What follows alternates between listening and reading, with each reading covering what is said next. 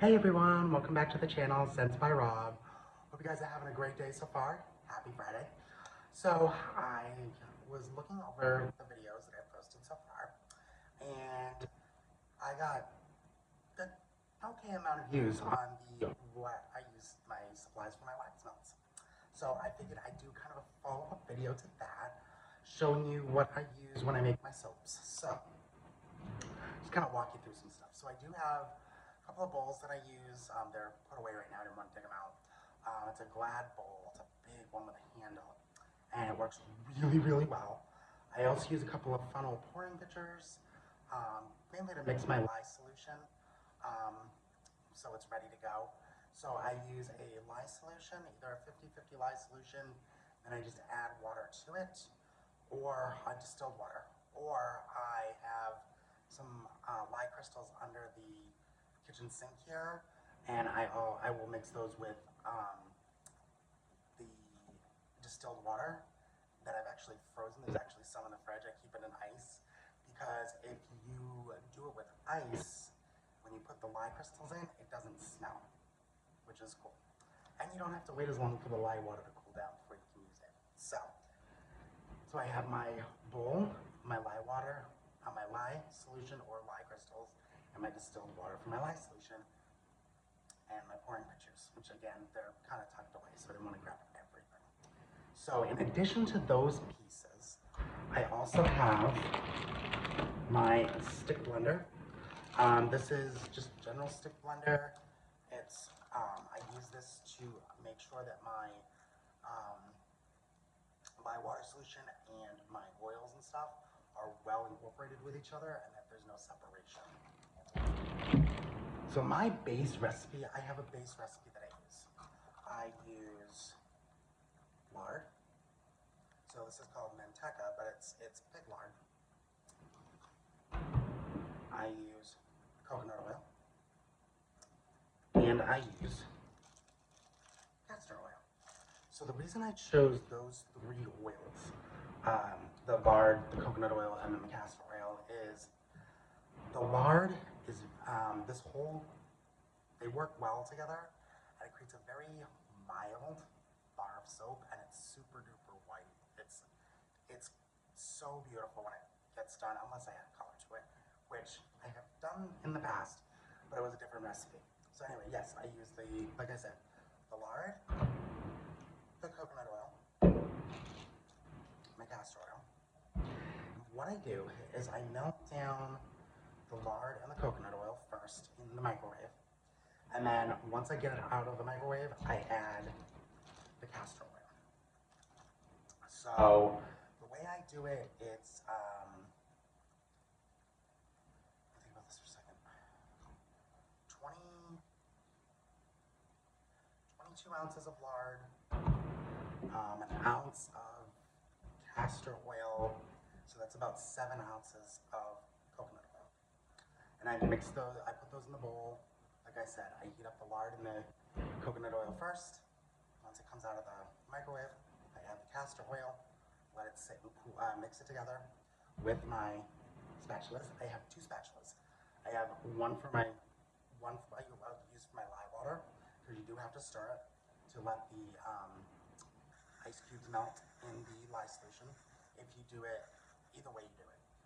Because I always do a 2-to-1 water ratio. So if I'm doing, say the recipe calls for 4 ounces of lye and 4 ounces of water. If I was just to do the 4 ounces of water and 4 ounces of lye, you can do that. It's a 50-50 solution. And a lot of soap makers do use that. I've used it once and I wasn't a fan. So I always go, so 4 ounces of lye would be 8 ounces of water. 2-to-1 ratio. And I always make sure that I have one silicone spatula for stirring that, and then another spatula for stirring the oils. Once I've gone ahead, checked my temperatures with my handy dandy infrared thermometer. Love this thing. Got this on Amazon for like $5-6. Super awesome, super accurate. Love it, love it. Then I will add the lye water in, and then, like I said, whiz it with the stick blender. And then after it's all stick blended, I put it into my mold. This is a loaf mold. I have 2 of these. And these hold about 43 ounces a piece. So my recipe is, when it's all said and done, it's like 40, almost 43. So it fills it up pretty much to the top. Now, that's if I do an unscented soap. If I do a scented soap, what I would do is before pouring it into the mold, I would add a scent. And my recipe automatically says 1 ounce of fragrance is perfect for the amount that I use. So I could use like this ruby red grapefruit from Nature's Garden, or I could use any type of scent that I want to use. I've got a bunch of scents, so I'm going to be making a lot of soap in the next few weeks, I think. But yeah, that is what I use, a lot of what I use.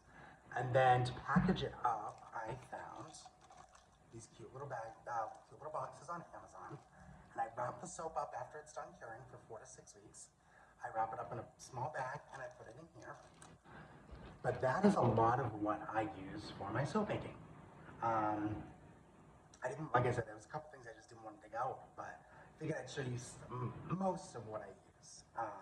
What I might do at some point is do a video of me making a batch of soap and show you guys, because I think that would be a really awesome video, and take you through the steps piece by piece. But I love making soap. It's so much fun.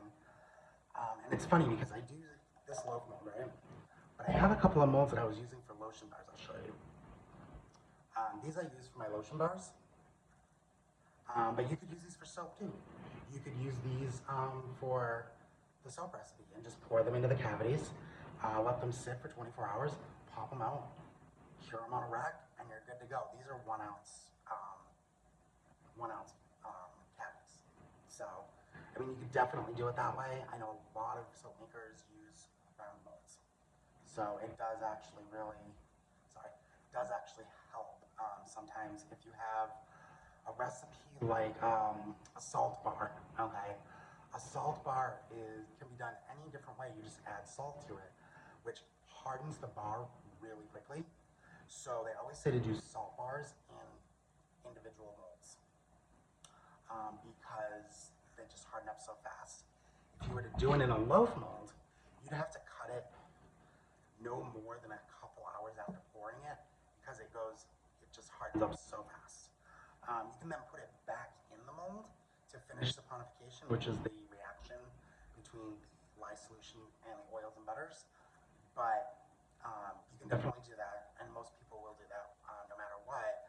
But a salt bar is it's a whole different animal. I haven't even tried it yet, but it is on my list to try. So I will probably use like a cavity mold like this. I think I have some bar molds, some bar style cavity molds as well that I could use. So yeah, but that's what I can use and do use most of the time in my soap making. So I hope you guys enjoyed this video. If you did, give it a like down below.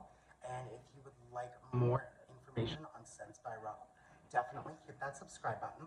I do have one additional playlist on this channel. It is the Rob's Vlogs, which is more of getting to know me, random stuff about me, things like that. But the main goal of this channel is to share my soap making and my scent business with you guys. I haven't officially launched yet. I'm kind of getting my products ready, getting things going, and once I have a good product, enough of my products, I will be going to markets and things like that. I am working on a website, but again, it hasn't launched yet. What else? I think that's about it right now. So my current line is soaps, wax melts, and lotion bars or lotion dots. And I'll show you guys later on, maybe I'll do a video on my lotion bars and lotion dots, because those are fun too. All right, everyone. Hope you guys enjoyed this video. Like I said, have a great one, and we'll see you in the next video.